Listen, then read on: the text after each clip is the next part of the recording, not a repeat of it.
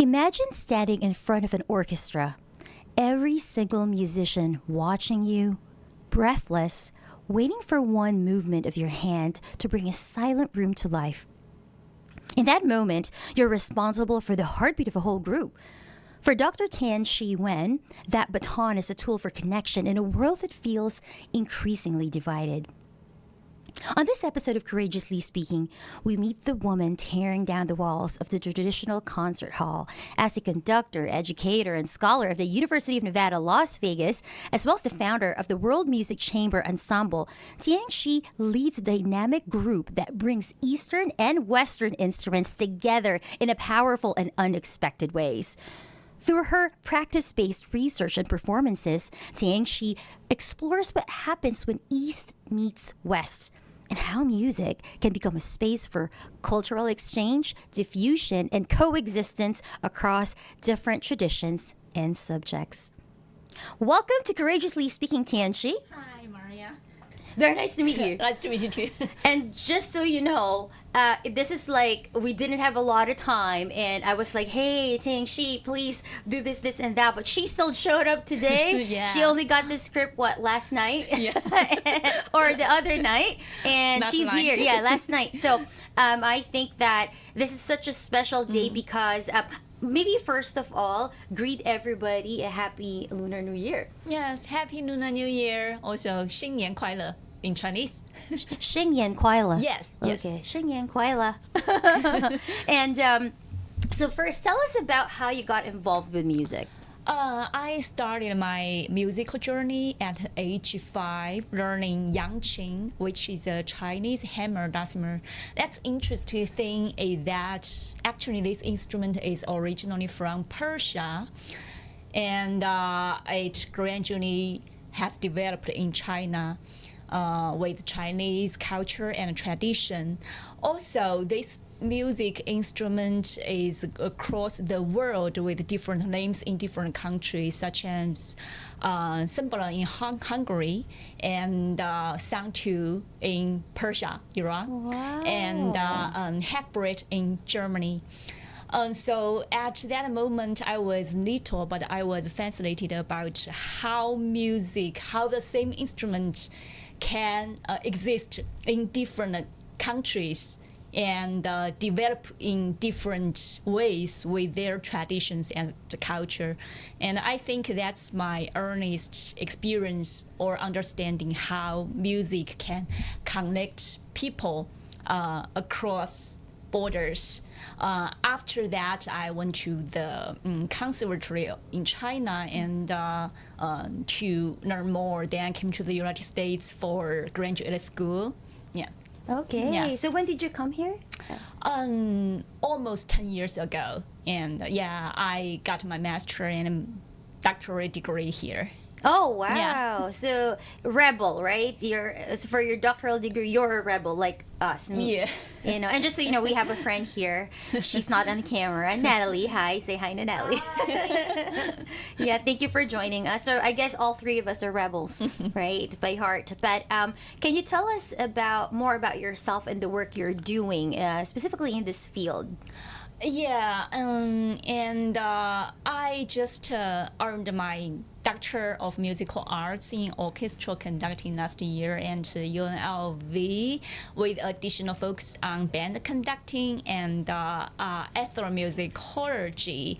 After I graduated last year, I started to teach and conducting the research and direct the World Music Chamber Ensemble at UNLV and the annual Lunar New Year concert project as a part of my interdisciplinary and practice-based research.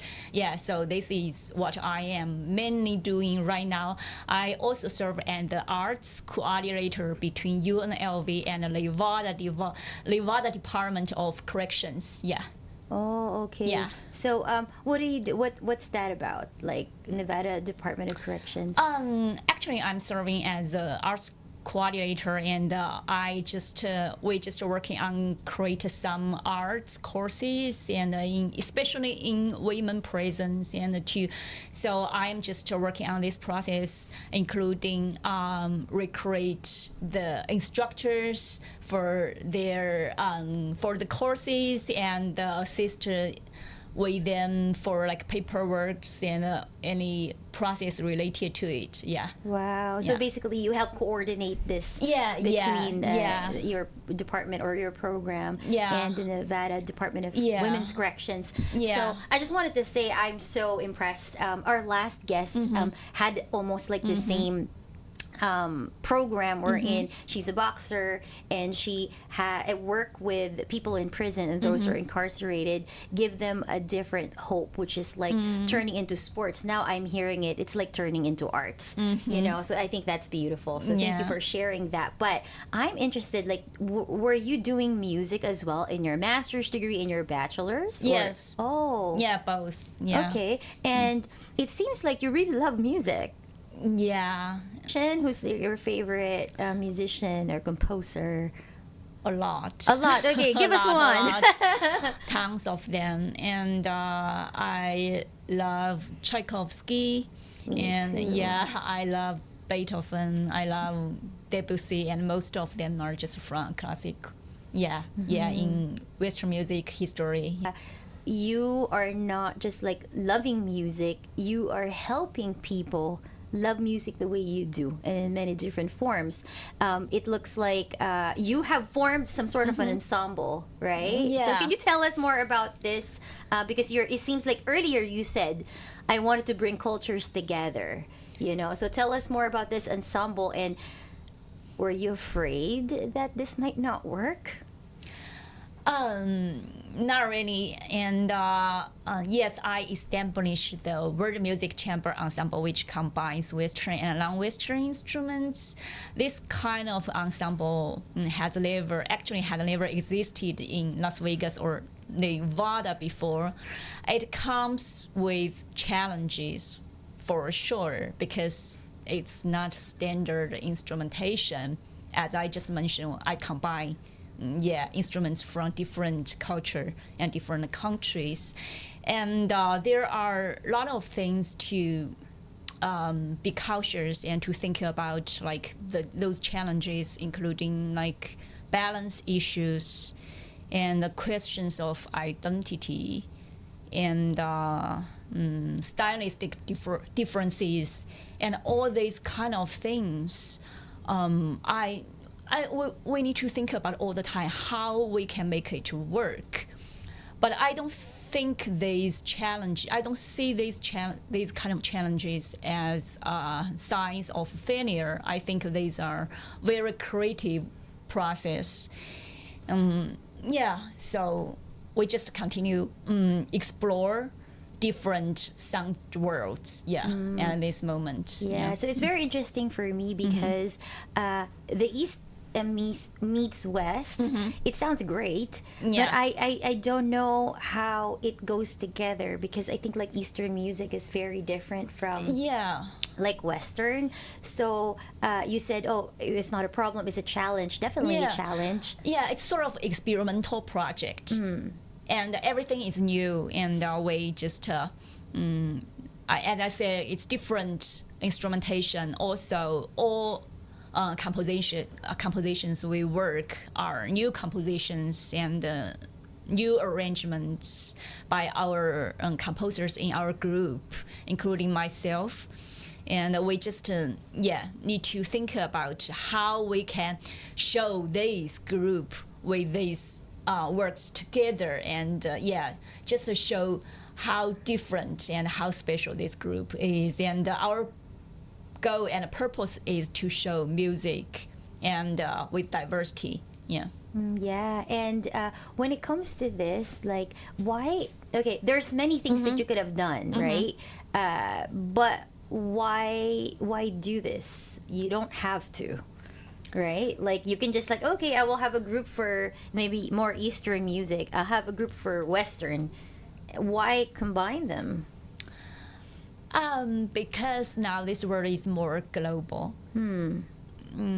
Yeah, and we also want the culture to connect people. As I mentioned, my earliest experience when I studied Yangqing, and it exists in different countries, and it had developed in different ways, but it also share the same characteristics. I think music could become the same, like this kind of culture, and we share something together and to show coexistence and diversity.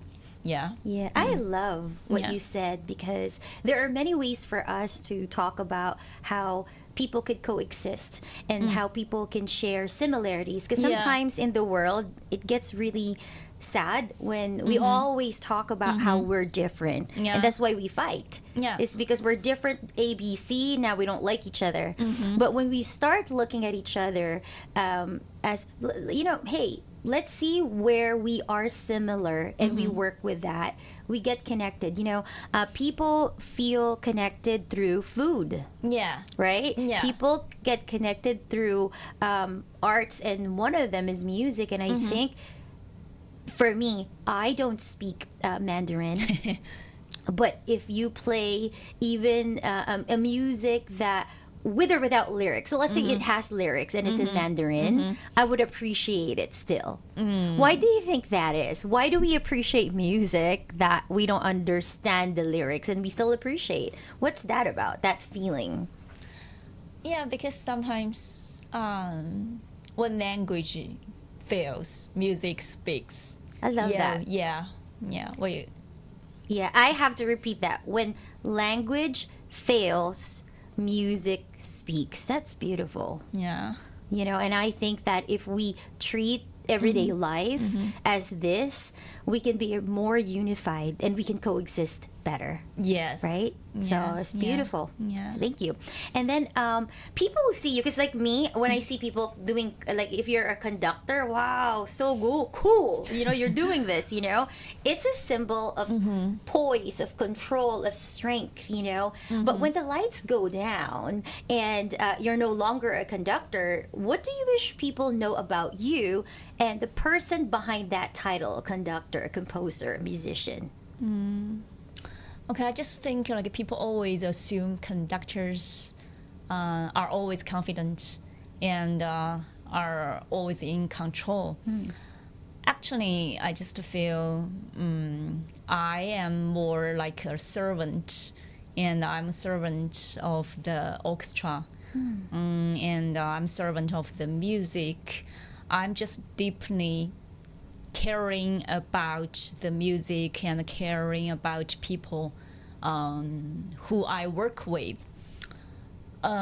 Behind the podium, and I worry a lot. Yes, and I always worry about if the rehearsal is going well. If the musicians in the group I work with feel respected, feel supported, and feel heard. Yeah, I always worry these kind of things a lot, and I also like sometimes doubt myself as Really? yeah, as anyone else, and I'm just to be honest, I'm just like the same one and with the same vulnerability, and I just hope sometimes I can be a little bit control, like not a little bit of control. Sometimes I can be a little bit pushy, and I put a lot of details into music, not because I want to be in control. I want to control things, but because I just really hope we can succeed together through music. Yeah, we just follow the music. Okay, More yeah. focus on the music. Yeah, so Yeah. from what I'm hearing from you is you are more of a servant leader, that you want a more of like a cohesive group, because I think one person in the orchestra doesn't do well, everything might not go well, right? Like maybe the guitar didn't work well, and then the other instrument, because I'm a singer and I play guitar too, and I was in a band before, and if somebody made a mistake in that group, it affects me. Like I'm not like you who has gone to school. I taught myself how to sing and how to play guitar. So I don't read music. So somebody made a mistake and I heard it, I will maybe sing it not the right way, because it's like, oh no, where are we? Or I've been in a choir since I was like in, very young, and if somebody in alto made a mistake, I'm, oh no, and then I sing it differently, oh man. So I think I can understand why you have to be very careful, and I don't think it's controlling. I think it's really organizing. Don't you think that you need that? You can't just say, okay, you guys hope and pray that you don't make a mistake. And you like music, you have to put effort into practicing. And I bet you didn't practice 1 hour. How many hours do you practice for a concert like what's happening in March? Yeah, we do a lot of rehearsals. Is it like once a week? How often? Like once a week, like 3 hours rehearsal. 3 hours. Sometimes twice a week, as when we close to the concert. Yes. So it takes a lot of time, meaning you're putting effort into it. It takes a lot of organizing. Yeah, and a lot of like artistic considerations and adjustment, and also including coordination and a lot of administrative works included, too. And do you have anyone that helps you in the ensemble, or is just you have to do this all yourself? Yeah, I have been in charge of all things, but we have like the musicians could, we work together, and also we have like 2 managers, and Natalie is here. Oh, Natalie, thank you for helping. So this is making me so excited for like the upcoming concert, which we're gonna talk about in a few minutes, right? So now this is called Courageously Speaking. So we usually ask you for a challenge. So like for my challenge for today, so think of one person from your project, your ensemble, or your classroom, with or without a name. What would you like to say to them regarding choosing music as a profession or as a source of healing? Okay. I just heard something funny, and actually from the reel last week, and it said, as musicians, we make your monthly salary in a year. Oh my gosh, that's I mean, they use the funny way to say this, but sadly it's true. And it's very difficult profession to survive. Like I know a lot of like musicians who are very talented, but they have to give up or change the career because of the financial difficulties and very limited job opportunities for musicians, especially for classical musicians. So what I want to tell them about choosing music as a career, I mean, if this is something really brings you joy and makes you comfort, and you should continue, you should protect your love for music. Even though music might not bring you financial security, they can bring you purpose, bring you connection with others, and make you feel healed. This is like so real. It's like a real talk, because not a lot of people talk about this, that you should go for what you really love, right? And that's almost your message, but you have that caveat saying that you saw a reel that says, hey, how much you make in a year, we only make like no, how much we make in a year is what you make in a month.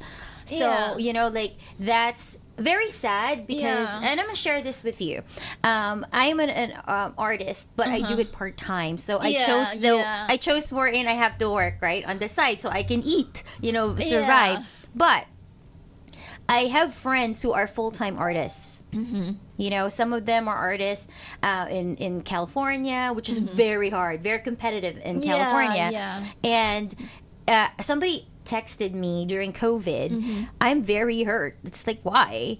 During COVID right now, they are using all of our creativity. Like they watch Netflix, they listen to Spotify, all of that. This are all our work.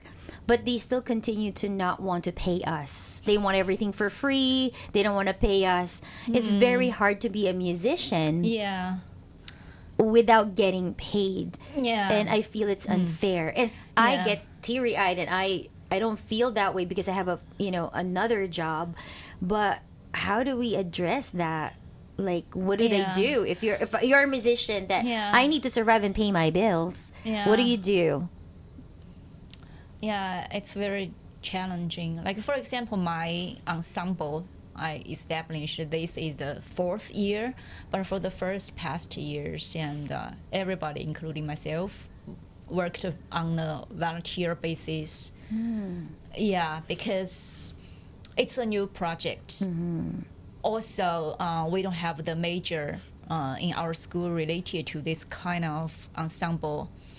So we have very, very limited funding.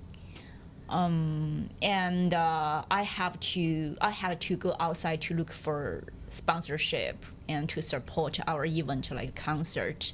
And this kind of sponsorship only could cover our expenses because the hall renting is very expensive.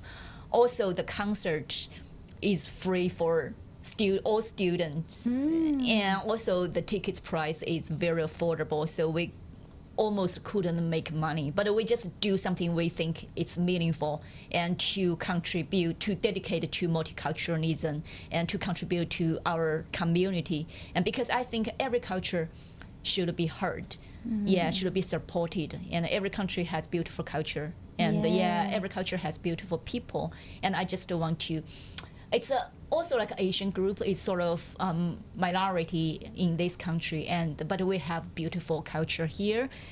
So we want to present this culture and also combine Western music together and to show coexistence and to show diversity and to show like the music could connect people. Yeah, and what I like about what you said is I presented you with a problem. It's like a struggle. You didn't look like, oh, so either I don't care or, you know what, we're not going to do music anymore. We're not being treated fairly, right? We don't get compensated the way we want it to be compensated, or like the value that you bring to the community. But here you are. You all volunteered for years, and then now you're still doing this concert every year for the sake of multiculturalism, for the sake of music and art, to bring beauty of culture, to bring the beauty of music and the arts to people, because I believe that music heals, you know, and for you to continue doing that, I think it's I have to, you know, give you an applause, because Thank you.